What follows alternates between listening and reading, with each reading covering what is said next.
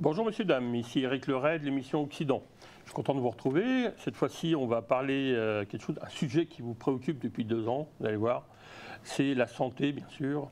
Alors, mes collègues, comme vous le savez, à Lux Média, on en parle pas mal, mais moi, j'ai toujours mon style, qui n'est pas le même. Mais on va parler quand même d'un nouveau livre qui vient de sortir, qui s'appelle Crise sanitaire et régime sanitariste. On va expliquer un petit peu sur 2 ans de Covid-19. Aux éditions Libère en 2022, donc aujourd'hui, cette année, c'est quelques mois, là, quelques semaines. Donc, et on a l'occasion d'avoir un auteur, un des auteurs principaux, mais enfin un auteur parmi, on va voir qu'il y en a au moins une quinzaine. Donc Christian Leray, bonjour. Bonjour, monsieur Leray. Voilà, ouais, tout à fait.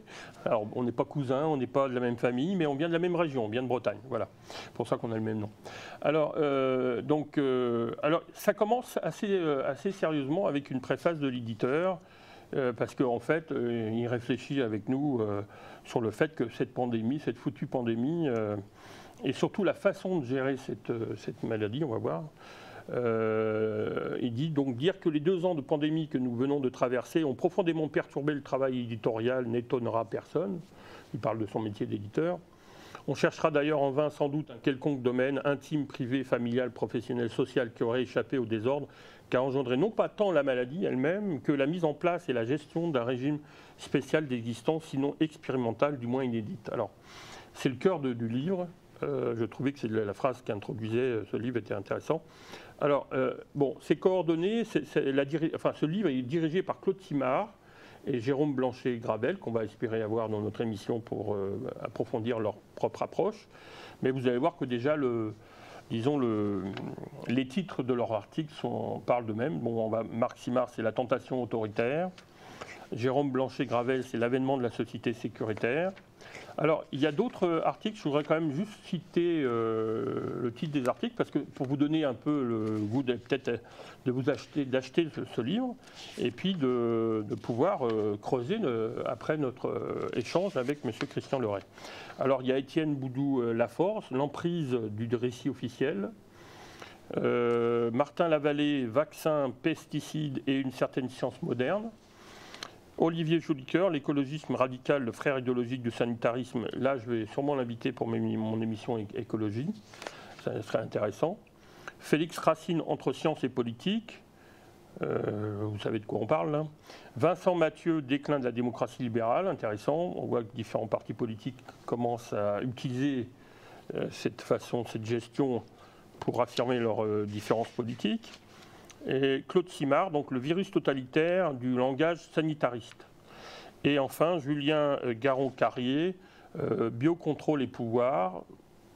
Et pour finir, donc Claude Simard et Jérôme Blanchet-Gravel, donc un Québec morne, mise à nu. Voilà. Alors, pour notre émission, cette fois-ci, on va parler de l'article de M. Christian Leray. Qui est intéressant puisque vous allez voir, il aborde l'aspect identitaire numérique qui est derrière tout ça. Donc on va voir que c'est très intéressant. Du passeport vaccinal au crédit social. Ça, c'est le titre de l'article de M. Christian Leray. Mais d'abord, on va peut-être présenter en quelques minutes ce chercheur, parce que c'est un chercheur intéressant qui est venu s'installer comme moi au Québec. Alors, votre profil, M. Leray, c'est que vous avez été un peu précurseur dans la réflexion sur le lien entre médias et Internet, puisque après une prépa HEC économie à Rennes, en Bretagne, donc, vous avez fait un master à peu près en 97 et 2000 sur les liens, on va dire sur le discours des médias par rapport à Internet. Alors, pouvez-vous nous raconter quelques minutes, comment vous avez abordé ce sujet et qu'est-ce qui vous a interpellé justement sur ce lien entre médias et Internet qui était comme les débuts, quoi. Tout à fait. Me concernant, j'ai été accepté en 97 dans une école qu'on appelle supérieure de commerce à l'époque, qui était l'Institut national des télécommunications, qui depuis a changé de nom, je ne sais même plus. Télécom Sud, Télécom Sud Paris, je crois. Mais cette école avait une particularité, c'est qu'elle est il y a comme 2 écoles dedans. C'est-à-dire qu'il y a une école de gestion, économie, commerce. Et il y a une école aussi qui est d'ingénieurs. D'où le nom d'ailleurs Télécom Paris ou Institut des télécoms. Donc en fait, arrivé là, sachant que déjà j'avais un père qui était ingénieur, qui avait fait une grande école française. D'accord. J'avais déjà... Centrale ou... Centrale, tout à fait. Ah, tu vois, oui. Donc j'avais déjà... Il me parle déjà beaucoup d'Internet. Il travaillait dans un centre de recherche de France Télécom à Rennes.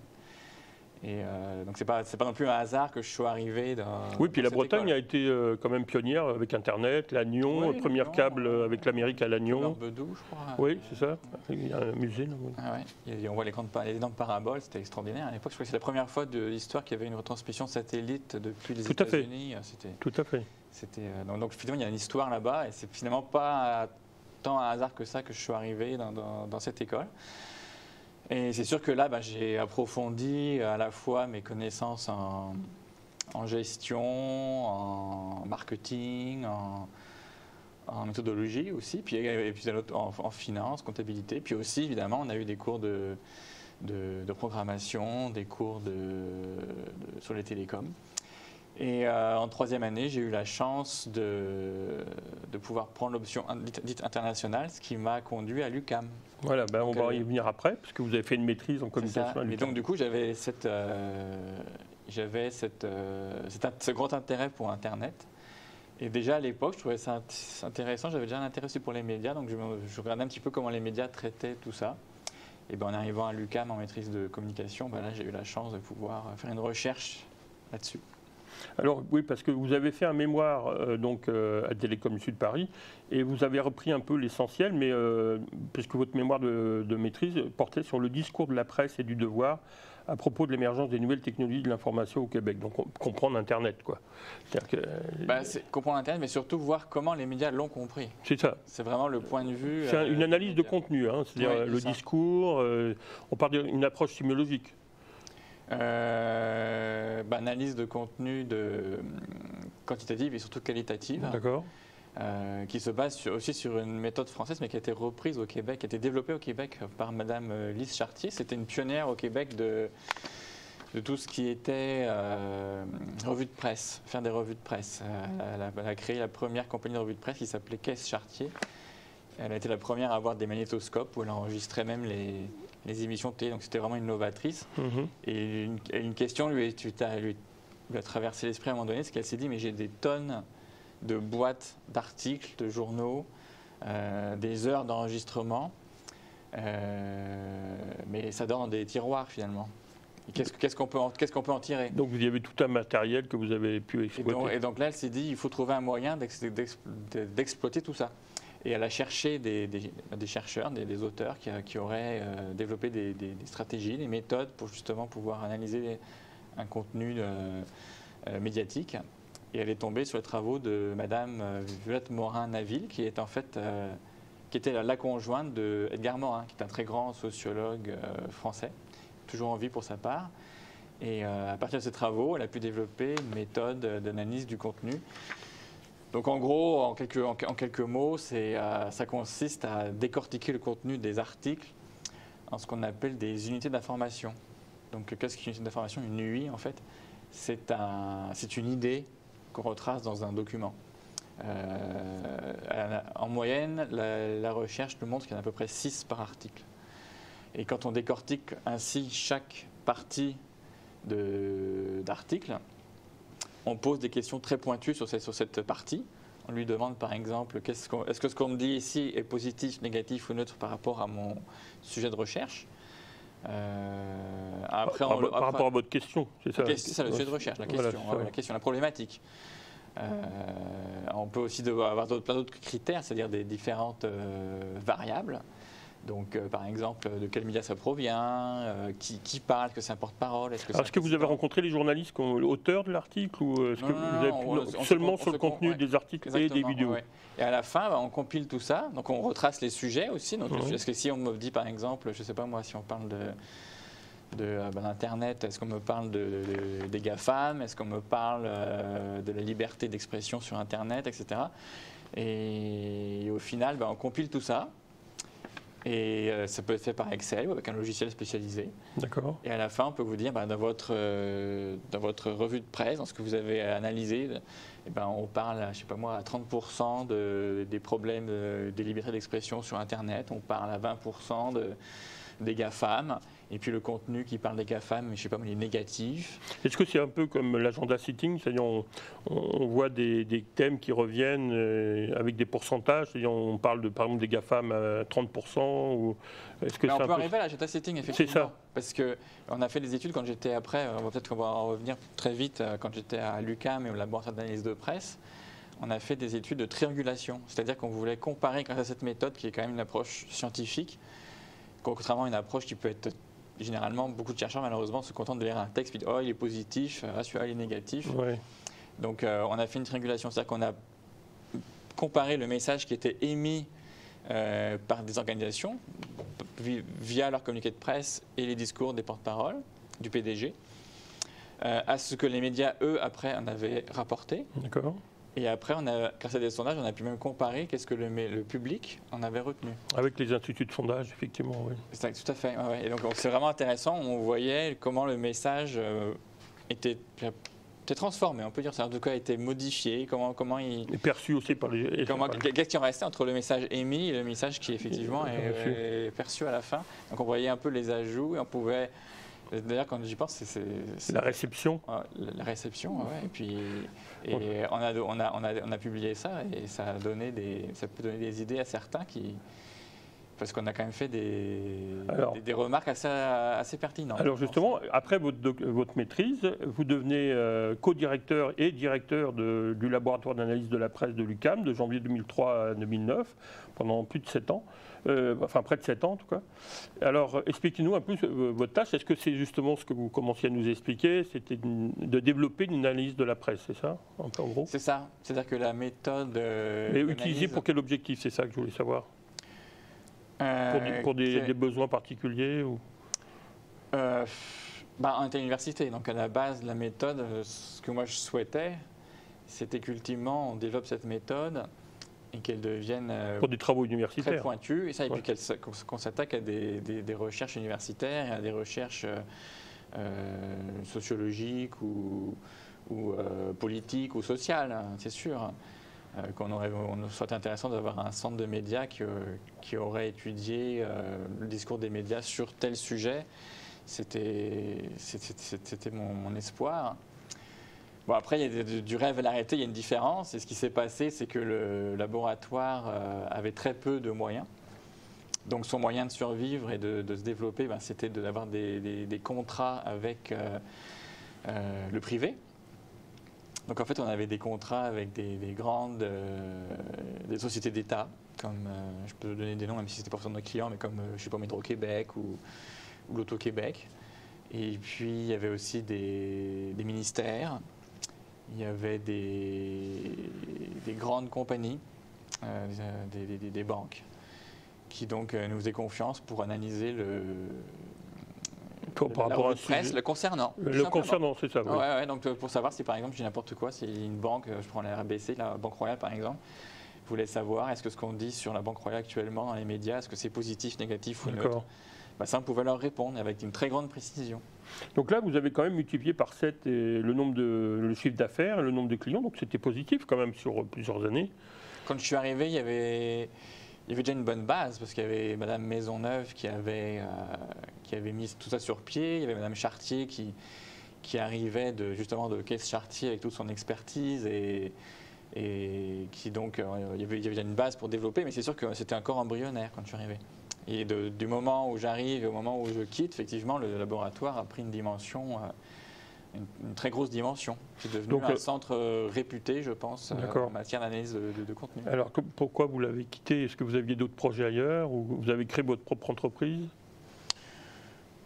Il y a deux raisons. Enfin, la raison principale, c'est surtout que malheureusement, les relations humaines, j'ai eu un nouveau patron, ça n'a pas très bien tourné, mais il y avait aussi une question plus fondamentale. C'est sûr que moi, j'aurais aimé que, comme je vous le disais, qu'on fasse des études plus sociales, sociopolitiques, et sur des sujets de société, comment les médias traitaient les sujets de société, et puis analyser le discours des médias et comprendre qui ils sont vraiment, comment ça marche.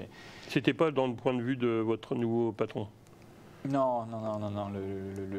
On voulait, nous étions à la charte de relations publiques et c'était assez profil bas. C'était, il faut pas faire de vagues, il faut. Mais est-ce que c'était pas plutôt le lien avec le privé qui gênait? C'était gênant. Parce qu'on était à l'université et effectivement, autant on apportait beaucoup d'argent à l'université parce que sur chaque contrat, l'université touchait 30% en fait. Ouais. Donc, il y avait, parce qu'il y a toujours cette idéologie anti-lien avec c'était mal le vu, pratique. C'était mal vu, parce que parce qu'on était en lien avec le privé, qu'il y avait de l'argent, je sais pas que. Donc dans le département, on n'était pas très bien vu. C'est toujours un peu le même problème du cordonnier mal chaussé. Là, on est. Je connais, comme je vous ai dit, j'ai fait aussi l'UQAM, mais ça a toujours été un problème dans cette université. Mais bon, écoutez, c'est pas grave.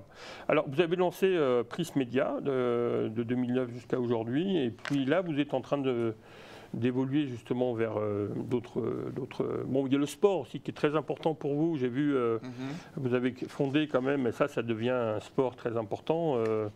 Parlez-nous de cette passion.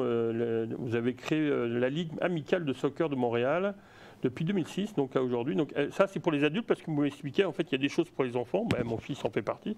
Mais après 18 ans, il n'y a plus rien. Quasiment plus rien. Après 18 ans, les clubs gardent généralement une équipe première.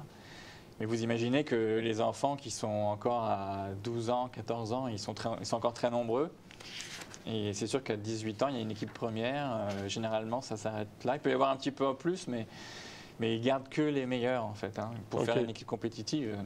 Est-ce qu'il y en a qui sont recrutés à l'équipe de Montréal, qu'ils s'appellent, je ne sais plus comment ça s'appelle. Un Impact, le CF Montréal. Oui, CF maintenant, oui. Quasiment pas. Ça peut arriver que certains comme Maxime Bernier, je crois que c'était Maxime Bernier qui lui a réussi, mais sinon le CF Montréal c'est une équipe internationale, on va dire, donc ils prennent des joueurs qui viennent du monde entier. Mais est-ce qu'ils feraient pas, ils vont pas faire, est-ce que votre ambition c'est de faire un peu comme le hockey, d'avoir des ressources locales ou provinciales pour pouvoir éventuellement jouer plus tard aux Canadiens? Non, c'est pas dans les mêmes esprits. Ultimement, ça pourrait aider, mais c'est qu'il y a vraiment un problème, c'est qu'on a plein de gens. En fait, le soccer est un sport qui est en pleine progression, en pleine croissance au Québec. Mais comme je le disais, les clubs s'intéressent aux compétitifs ou aux jeunes. Donc ça fait qu'on se retrouve avec des gens qui maintenant ont 18 ans, 20 ans, 30 ans, ou mon âge, 40 ans, et puis qui sont exclus, mais qui sont plus dans le système finalement, et qui ont besoin, qui ont envie de jouer malgré tout. Et nous, c'est ce qu'on leur propose, de jouer pour s'amuser, sans que ce soit compétitif. Donc c'est des équipes où les remplacements sont illimités. Est-ce qu'on peut vous joindre quelque part? Est-ce qu'on peut vous joindre quelque part si les gens veulent s'inscrire au club ou un truc comme ça? Oui, bien sûr. Notre ligue, c'est la Ligue amicale de soccer de Montréal. Donc vous pouvez aller sur le site lasm.ca pour une Ligue amicale de soccer de Montréal. Alors, on va parler de vos publications et on va rentrer dans le vif du sujet. Donc, je rappelle qu'on est avec Christian Leray, pour parler de son article du passeport vaccinal au crédit social, dans le cadre d'un livre qui vient de sortir, sous la direction de Claude Simard et de Jérôme Blanchet-Gravet, donc crise sanitaire et régime sanitariste, 2 ans de Covid-19. Alors, il y a aussi une expertise que vous aviez avant, mais que vous aviez peut-être un peu laissé tomber, mais vous avez écrit, bien sûr, l'analyse de contenu, on l'a vu que c'était votre point fort, un livre qui est sorti en 2008 aux Presses universitaires du Québec, avec la méthode Morin-Chartier que vous nous avez expliqué rapidement, là, avec une préface de Luc Chartier. Mais vous avez écrit à l'époque, en 2009, donc Santé et médias, modélisation du processus décisionnel, les zones d'influence et de négociation entre professionnels des médias. C'était dans la célèbre revue Communication et Langage, pour ceux qui connaissent un peu. Je ne l'ai pas écrit. J'ai participé à... Je crois que je suis un des auteurs, mais je n'ai pas écrit. Ah, vous ne l'avez pas écrit? Je comprends. Non, je crois que je suis vous avez participé comme conseiller ou comme... Je crois que je suis un des auteurs. Et par contre, c'est sûr que j'ai mené le projet. Ah oui. J'ai mené le projet. Ah ok. Je pensais que médias et santé. Une partie de la recherche. Okay. Alors donc c'est Madame. C'est Madame Renaud et Maisonneuve qui sont les auteurs. Ah, Renaud et Maisonneuve, d'accord. Ouais. Donc en fait, oui, parce que vous aviez été au début du projet, c'est ça? C'est ça, oui. On a confié au laboratoire d'analyse de presse la recherche qui portait justement sur le discours des médias sur la santé, sur l'alimentation et l'activité physique. Ça tombe bien. Vraiment intéressant. Oui, c'est très intéressant. Donc à ce moment-là, c'est là que vous avez paru en 2010, Médias et Internet, qui était donc la publication de votre mémoire, dont on a parlé au début. Alors, mais qu'est-ce que vous retenez de cette expérience santé et médias? Est-ce que c'est ça qui vous a attiré éventuellement à écrire cet article dont on va parler là, donc le passeport vaccinal au crédit social? Est-ce que la santé a toujours été le rapport entre médias et santé vous a toujours intéressé, ou c'est récent comme intérêt? Ou la pandémie, c'est peut-être la pandémie. C'est la pandémie, oui. Ouais, c'est surtout que moi j'ai un très grand intérêt depuis que je suis jeune pour la géopolitique, la politique, les médias. C'est ça qui m'a vraiment. Donc depuis que je pense que j'ai 15 ans quasiment, je lis des livres d'économie, de sociopolitique, etc. Puis donc, comme c'est ma passion, finalement, enfin une de mes passions, j'ai une sorte de bagage qui fait que quand la crise sanitaire s'est produite, contrairement à ce que beaucoup d'experts de plateau disent, il ne faut pas réfléchir, il ne faut pas se poser de questions, moi j'en suis posé. Bon, tant mieux, tant mieux.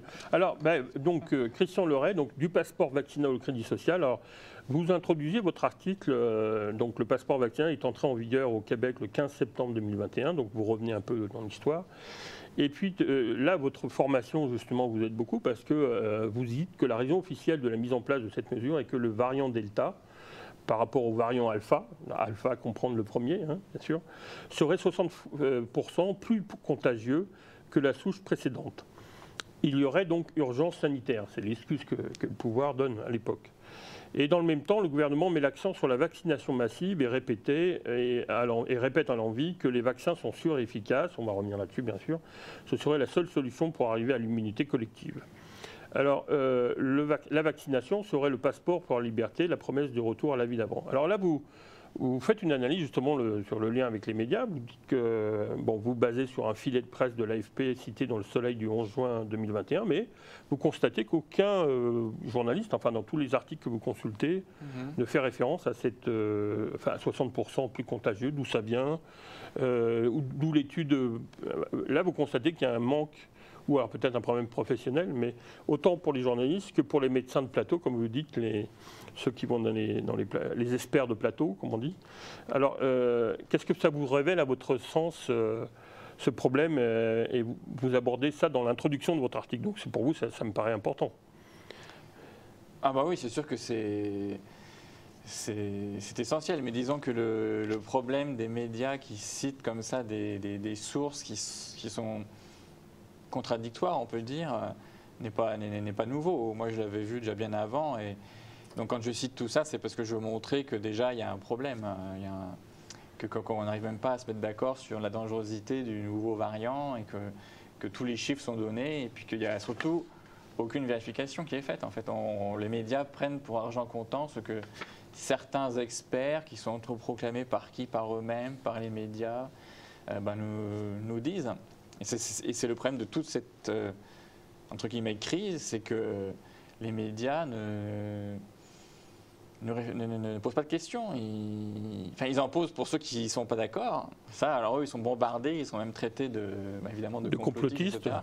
Mais sinon, tout ce qui va dans le sens du discours officiel est accepté sans aucun problème, et on peut donc dire à peu près n'importe quoi. Et les contradictions de tous les médecins qui ont été interrogés, les dirigeants, etc., sont légion.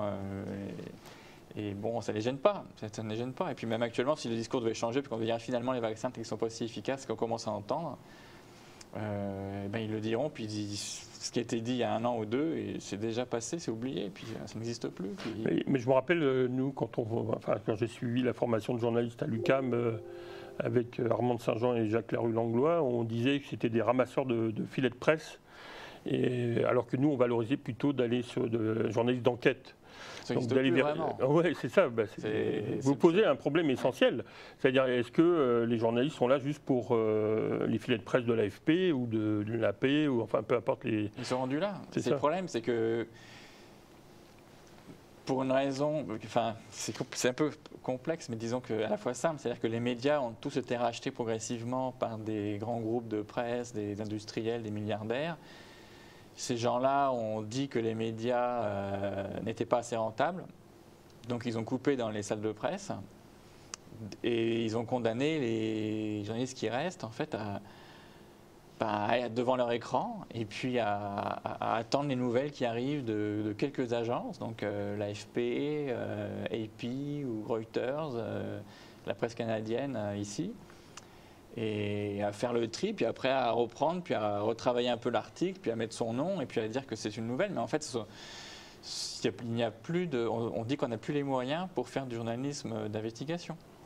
C'est terminé, il en reste quelques-uns, mais c'est très rare. Et puis même eux, maintenant, comme de toute façon les médias appartiennent à quelques les problèmes de concentration. Ils ne peuvent plus dire ce qu'ils veulent. Et puis vous posez les problèmes de concentration, etc. Bien sûr, mais de toute façon, ça mérite un livre, ça. C'est les médias et démocratie, le thème, en fait. J'aimerais écrire un livre là-dessus, parce que c'est absolument fondamental sur nos... Je n'ose même pas dire qu'on est en démocratie, donc sur notre système politique, notre système actuel. Tout à fait. Alors, vous posez une question, une urgence sanitaire vraiment, parce que suite à ce constat, ainsi toute la population est invitée à se faire vacciner. Alors, rappelons que pour que les vaccins... Alors là, vous posez une question très importante.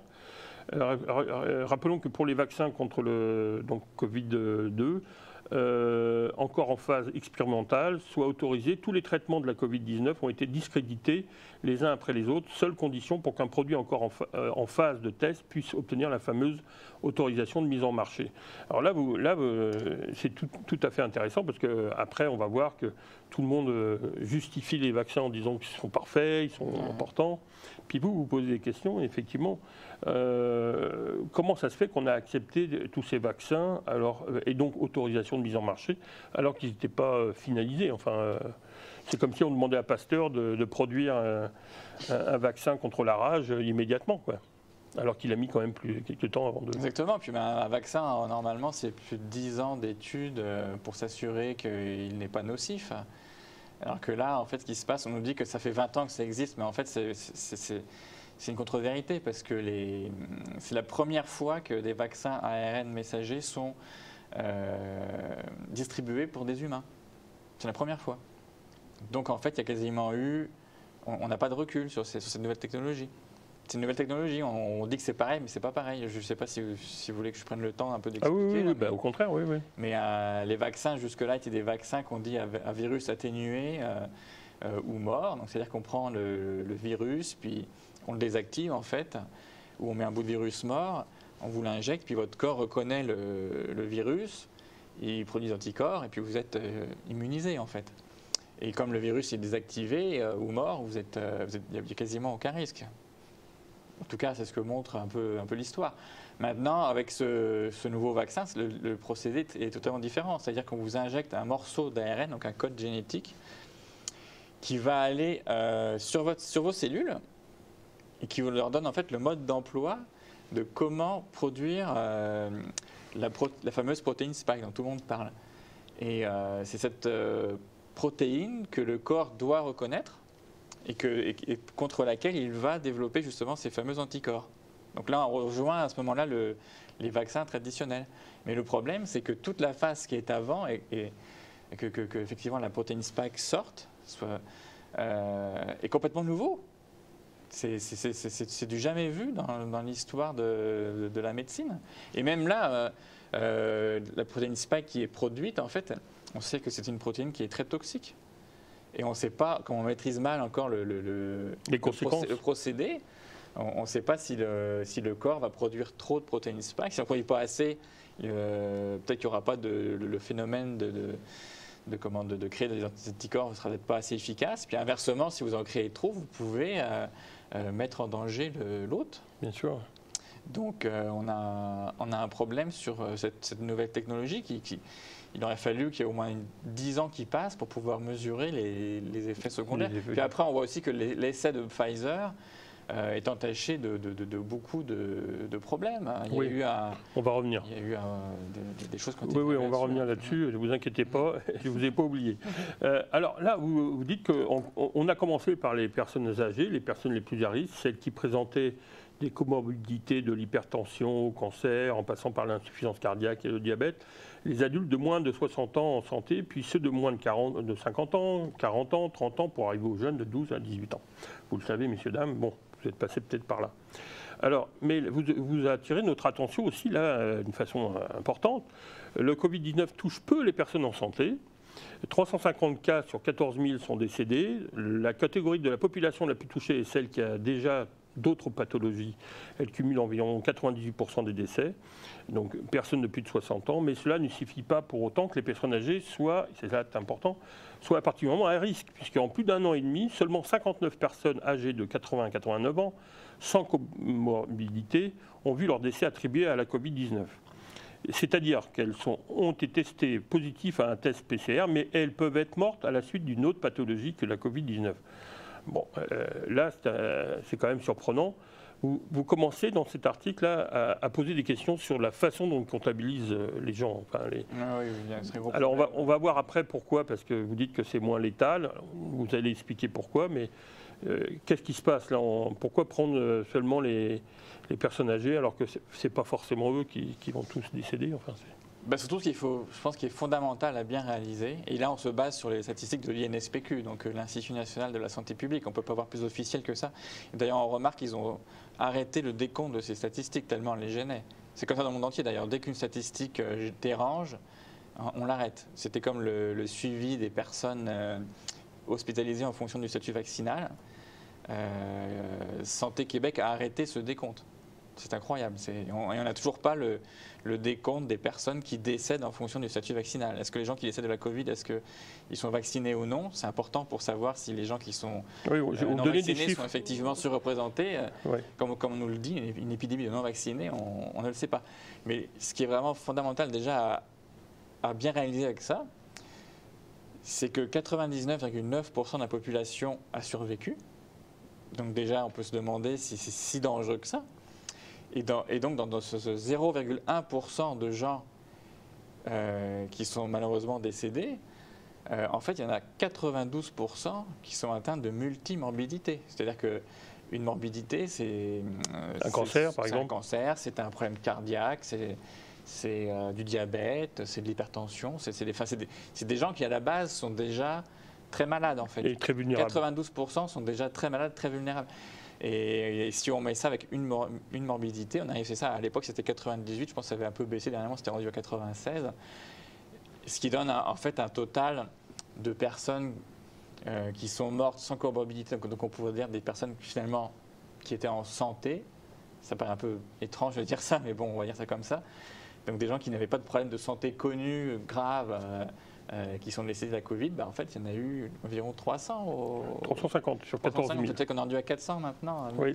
Alors justement, vous donnez des chiffres. Donc ça montre que c'est vraiment que c'est pas une maladie qui est, comment dirais-je, je ne veux pas minimiser non plus parce que c'est terrible pour les gens qui sont décédés, mais c'est pas une menace pour la population en général. Quand il y a eu par exemple la grippe espagnole qui avait fait 50 millions de morts. Donc, oui. Ou des pandémies précédentes. Oui, la peste. La peste, oui. Donc effectivement, il y a eu. Là, on parle de 0,1% de la population qui est décédée, puis des gens très malades. Donc, oui. Alors, vous dites qu'il y a une progression vers de moins en moins létale. Qu'est-ce que vous entendez par de moins en moins létale? C'est-à-dire que c'est moins mortel. C'est-à-dire que les variants, chaque fois, et c'est un classique des épidémies et des virus, c'est qu'un virus, chaque fois qu'il mute, généralement devient moins violent, devient moins dangereux. Parce qu'il a eu l'intérêt, en fait, pour se reproduire et pour se retrouver dans différents organismes, à être pas trop violent. Comme ça, si l'autre reste en vie suffisamment longtemps, ou même reste en vie, il est possible d'aller le transmettre et donc de se répandre beaucoup plus. Alors que si c'est comme Ebola, pourquoi est-ce qu'Ebola, justement, est une maladie qui ne réussit quasiment pas à sortir de... Ça fait des très grosses épidémies extrêmement graves, mais qui ne sort pas d'un lieu. C'est parce que le virus, finalement, est trop létal. Donc du coup, ils tuent les autres avant qu'ils aient pu transmettre le virus. D'accord. Très intéressant. Alors, vous donnez des chiffres, c'est ça qui est intéressant aussi. En 2020, 8479 personnes sont officiellement décédées.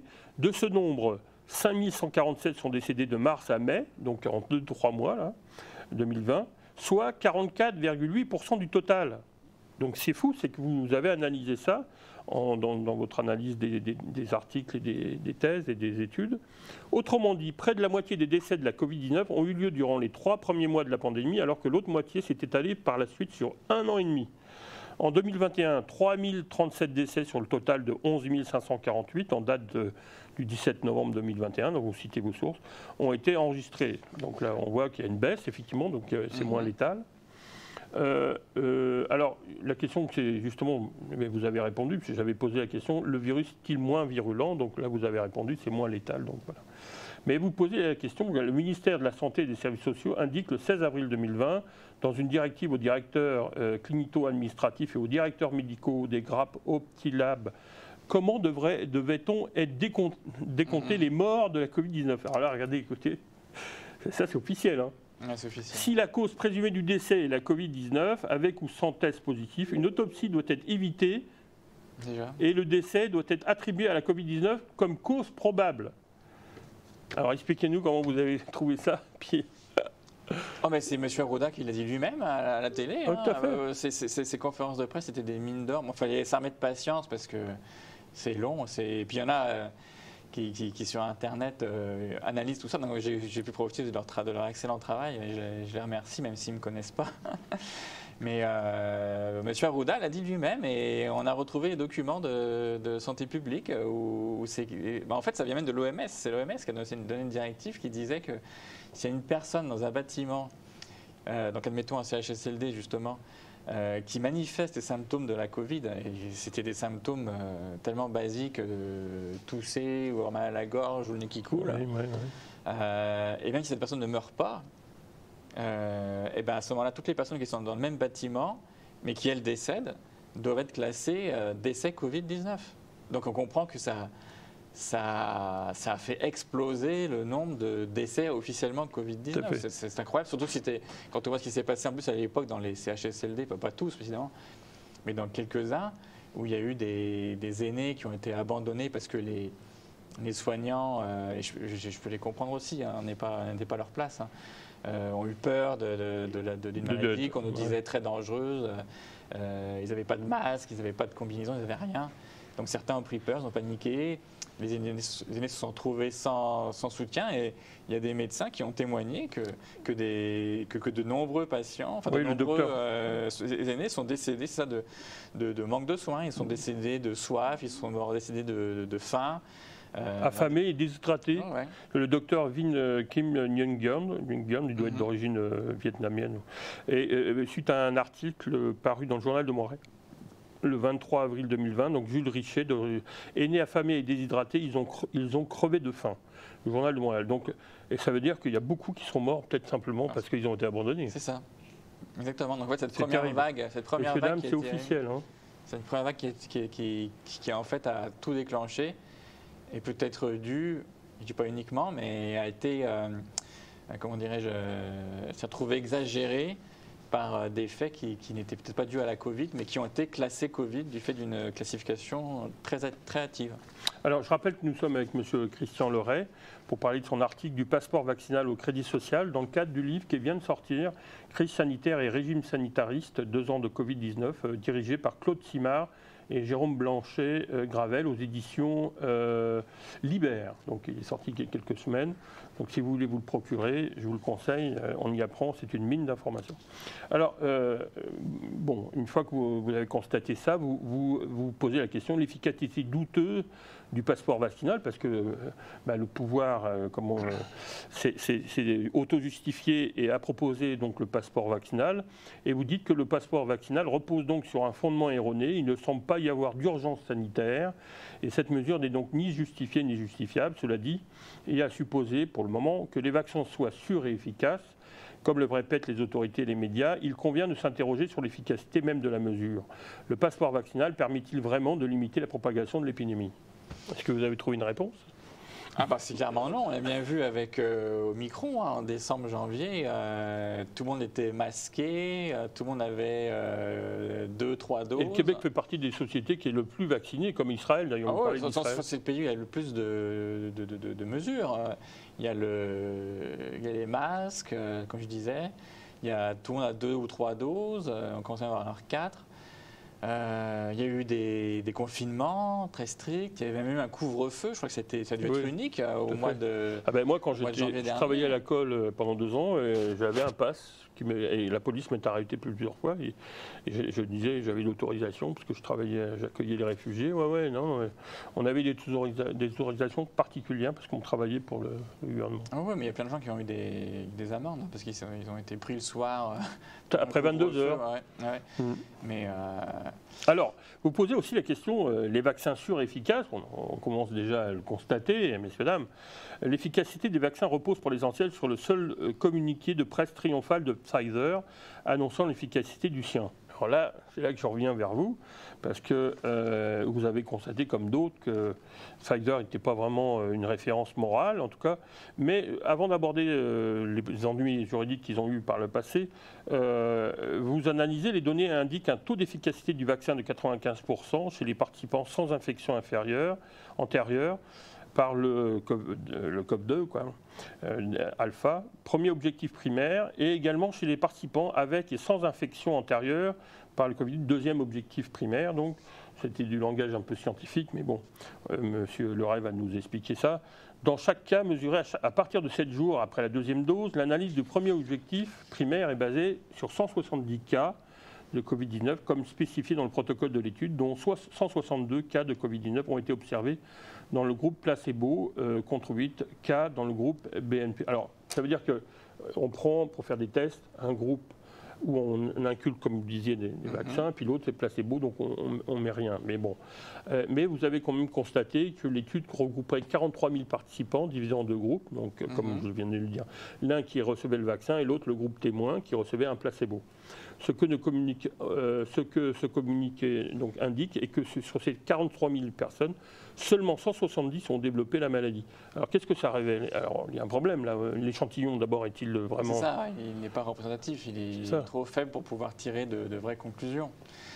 Mais au-delà de ce premier constat qui devrait nous amener à nous poser des questions et à demander d'autres études avant de le rendre obligatoire, voire même de l'inoculer aux volontaires, il faut s'interroger sur cette étude.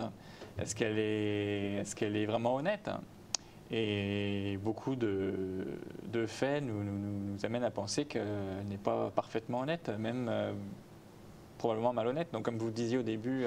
Mais il me semble qu'il y a une revue qui était revenue sur ces affirmations. Je ne sais pas si c'est Nature ou... C'est le BMJ, le British Medical Journal. C'est ça, oui, puis qui était revenu sur les affirmations dans l'article. Surtout que normalement le BMJ, c'est une revue très réputée dans le domaine de la recherche scientifique. Ce n'est pas un journal d'investigation. Et pourtant, c'est eux qui ont fait le boulot, on va dire. Parce qu'ils ont réussi à trouver une employée qui travaillait sur un des sites justement de tests. Sur les 40 000 personnes, dans cette unité-là, il y avait 1000 patients à peu près. D'accord. Et elle a témoigné qu'il y avait de graves irrégularités qui s'étaient produites durant l'essai. Par exemple, qu'on connaissait qui était vacciné et qui n'était pas. Ce qui est extrêmement grave, parce que les médecins, à ce moment-là, peuvent faire des tests un peu... tiens, lui, il a le Covid-19, et puis... je suspecte qu'il l'a parce qu'il tousse, etc. Mais je ne vais pas le tester, par exemple. Et puis inversement, je vais surtester peut-être ceux qui n'ont pas le... Je ne dis pas que c'est ce qui a été fait, mais en tout cas, c'est... Oui, ils pouvaient manipuler les... Ils pouvaient manipuler. Et connaissant, comme vous le disiez, l'historique de Pfizer, qui a été condamné à des milliards de dollars par le passé pour des amendes, parce qu'ils ont... Pour pratique commerciale frauduleuse, vous dites. Ça, c'était une une des notes. Il y en a eu bien d'autres. Ce qu'il faut bien comprendre aussi, c'est que ceux qui les jugent sont en fait jugés partis, parce que très souvent, c'est des gens qui ont travaillé dans l'industrie pharmaceutique Et qui après vont sûrement y retourner.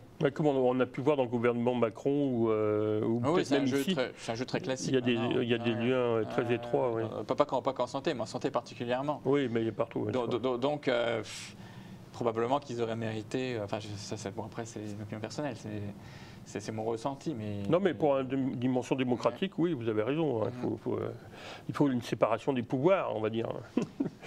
Pas seulement. Mais c'est difficile aussi parce que ces gens-là, on va leur dire, on ne peut pas leur interdire. Vous travaillez, je sais pas moi, à la FDA. Ou vous êtes... Mais y a-t-il eu des appels d'offres, par exemple, pour comparer les différents vaccins? Tu vois, c'est ça. Y a-t-il eu vraiment un vrai travail de la part du gouvernement qui doit garantir les libertés pour les citoyens, qui doit les protéger? Là, il n'y a pas eu d'appel d'offres. C'est-à-dire que là, ce qu'ils ont essayé de nous faire croire, justement, c'est qu'il n'y avait que Pfizer, puis Moderna et AstraZeneca, qu'au début on a oublié là. Et il fallait absolument les prendre. J'ai pris mais j'ai 3 doses. La première était AstraZeneca et après j'ai pris 2 Pfizer. Parce que c'était justement censé être meilleur que... AstraZeneca, il y a eu des études qui ont fait qu'il a été retiré après partout. Tout à fait. Bon. Ouais. Alors, des vaccins pas si efficaces. On en parle, on est dedans, on est en plein dedans. Alors, mais revenons à l'efficacité des vaccins. Alors vous dites qu'en Angleterre, un des rares pays où les données sur la vaccination sont disponibles au grand public, on peut constater dans le Covid-19, vaccine surveillance report de la semaine 38, alors parce qu'ils donnent des numéros par semaine, qu'entre les semaines 34 et 37 de 2021, davantage de vaccinés, 2684, décèdent de la Covid-19 que de non-vaccinés, 865. Cela signifie, donc là vous avez une source, cela signifie que 72,6% des gens qui décèdent du variant Delta en Angleterre sont des doublement vaccinés, ce qui est supérieur à leur part dans la population, tandis que seulement 23,4% des personnes qui décèdent sont des non-vaccinés. Alors ça, est-ce que c'est un scoop ou est-ce que tout le monde est au courant? C'est à la fois un scoop et c'est connu parce que c'est quelque chose qui était publié toutes les semaines par l'Agence de santé britannique. Mais on peut retrouver encore ces chiffres. On peut retrouver encore ces chiffres. C'est encore public, oui. Mais évidemment, ils ont arrêté parce que. Vous me disiez qu'ils arrêtaient. Ce qu'il fallait voir, c'était l'évolution. C'est-à-dire que chaque semaine, ça ne faisait que se dégrader du côté des vaccinés. Mais parce que là, on parle de 2021, on est en 2022, messieurs, dames. Donc, ça fait à peine un an. 2684 décèdent de la Covid-19 alors qu'ils sont vaccinés et que les non-vaccinés, 865. Et ça a été retiré. Parce qu'ils ont après ils décrètent que c'est parce que on n'est pas assez doué puis que c'est utilisé pour d'une manière aussi frauduleuse là mais les chiffres sont là et c'est très simple à voir. On constate la même chose en Écosse. Mais aussi, c'est très, très intéressant, puisqu'on connaît bien Israël. Voilà qui est ennuyeux, puisque cela tend à démontrer l'inefficacité des vaccins, l'inefficacité qui se vérifie quand on examine les statistiques d'Israël. Vous prenez comme exemple Israël, où l'on a constaté une forte reprise de la pandémie au mois d'août 2021, alors qu'il s'agit de l'un des pays où la vaccination est la plus avancée au monde. Ça parle de même. Oui, c'était gênant pour Israël. C'est sûr que c'est qu'on a appelé même Pfizer Nation, tellement, tellement ils y étaient allés. Mais c'est une compagnie qui vient d'où, Pfizer, américaine, non? C'est américain, oui. Alors, le passeport vaccinal. Là, vous faites une sorte de résumé, donc je vais rappeler juste les titres et puis vous allez pouvoir commenter. Depuis au moins l'été 2021, les données ne montrent aucune urgence sanitaire. Ça, c'est qu'à l'été 2021, il n'y avait pratiquement aucun mort, l'épidémie était terminée. Et pourtant, c'est à ce moment-là qu'on nous impose le passeport vaccinal. Alors, pourquoi? Le passeport vaccinal n'a pas un objectif sanitaire, puisqu'en permettant aux non-vaccinés de continuer à se mêler aux vaccinés dans le métro, dans les bus, et d'aller au travail, il ne peut avoir pour objectif de réduire la transmission. Oui, c'est extraordinaire. C'est de voir qu'on laissait des non-vaccinés prétendument très dangereux, alors que je rappelle quand même que soi-disant les vaccinés étaient protégés. Donc, avec un vaccin efficace. Donc pourquoi craindre les non-vaccinés? Alors que si on fait un peu, on fait de la veille d'information, on s'aperçoit que dans certains pays comme l'Angleterre, l'Écosse et Israël, les gens vaccinés meurent même parfois plus que les gens qui ne le sont pas. Ça va plaire à ma femme qui a refusé d'être vaccinée. Bon, les vaccins perdent de leur efficacité. Ça, c'est le côté moins létal, ce que vous avez expliqué tout à l'heure. Bah ça oui, toutes les études le montrent. Est-ce qu'on devient plus résistant aussi, peut-être, je ne sais pas. Ah certainement, c'est sûr que vu que c'est un virus de toute façon qui n'est pas très dangereux, sauf pour les gens déjà très malades et très âgés, je rappelle quand même que la moyenne d'âge moyenne des décès, excusez-moi, est de 84 ans à peu près. Donc c'est plus que l'espérance. Très peu d'enfants, très peu d'ados, très peu de... Les enfants n'ont rien à craindre, quasiment rien à craindre. L'INSPQ, il écrit dans son rapport justement sur la vaccination des jeunes, puis maintenant des 6 mois à 4 ans, et c'est écrit en toutes lettres qu'ils sont très rarement hospitalisés. Donc ceux qui ont vraiment à craindre, ce sont les gens âgés et déjà très malades. Donc pourquoi vacciner la population massivement en général avec un vaccin qui... alors qu'elle n'a pas grand-chose à craindre, c'est ça. Puis avec un vaccin qui perd en efficacité, je veux dire, tout le monde le reconnaît, même Doc TikTok, je ne sais pas si c'est Doc TikTok, le docteur Nadeau Vallée qui se fait appeler aussi Walmart Justin Trudeau, a fait une vidéo récemment où il disait oh non, une étude britannique montre que les vaccins préviennent la transmission. Et il dit l'étude montre 30% ou 40% d'efficacité. Mais je veux dire, il reste 70%. C'est tellement faible. Comment est-ce qu'on peut dire qu'on prévient la transmission avec une efficacité de 40%? C'est pas possible. Mais alors peut-être que c'est économique, c'est-à-dire qu'on a acheté des millions de doses et qu'il faut les écouler pour gagner de l'argent ou pour éviter d'en perdre. Enfin bon, vu le... Vous savez, ils sont achetés, donc qu'on les mette dans notre sang ou qu'on les jette à la poubelle, c'est sûr qu'après, ça va paraître mal. Il y aura quand même quelques articles qui vont sortir et puis qui vont dire oh, dis donc, on a jeté. Oui, ça c'est le début. On va dire que c'est votre livre, enfin l'article dans lequel vous avez écrit dans ce livre, c'est vous dites, enfin l'éditeur dans sa préface dit que c'est le début d'une analyse critique qui va sûrement s'accentuer avec le temps. Ben, on espère, mais malheureusement, le discours officiel est toujours le même, malgré toutes les évidences. Ils viennent d'annoncer que d'ici peut-être le 15 août, là, ils vont peut-être renouveler une vague de vaccination. Oui, mais ça n'a même pas de sens, parce que j'ai vu qu'aux États-Unis, maintenant, ils disent qu'ils vont attendre, parce qu'il y a un nouveau vaccin qui va arriver, qui est déjà un peu en retard d'ailleurs, parce que il va cibler au micron. C'est quand même une très grande avancée puisque jusque-là, il ciblait la souche originelle de Wuhan, qui a disparu depuis 2 ans. Donc c'est sûr que déjà, ça n'aidait pas l'efficacité. Donc là, maintenant, on va viser au micron, mais je crois que c'est le B1, le variant B1. Mais on est déjà rendu au B4 ou au B5, je crois. Donc déjà, et puis il y en aura d'autres, parce que on voit bien que régulièrement, il y a des nouveaux variants. On ne va pas revenir sur l'origine des variants, mais... Oui. Donc, mais déjà, c'est mieux que rien. Donc là l'INSPQ... et surtout le gouvernement appelle à la vaccination des 6 mois à 4 ans, donc avec un vaccin dont les Américains, et pas que les Américains d'ailleurs, je le vois dans le reste du monde, nous disent que maintenant il est dépassé en fait.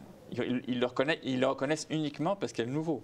Parce que jusqu'à maintenant ils disaient non, il est surefficace, il faut une 4e dose. Et puis maintenant ils disent non, maintenant il est dépassé effectivement. Donc celui qui était finalement surefficace, il va être dépassé par un qui est à nouveau surefficace. Ça fait penser quand j'étais jeune aux publicités pour les lessives qui disaient ça lave blanc et puis l'autre lui il lave plus blanc que blanc. Ça me rappelle ça c'était du Coluche. Mais c'était aussi pris dans les vraies pubs. Oui, c'est vrai. Lui s'était inspiré de ça, c'est pour ça.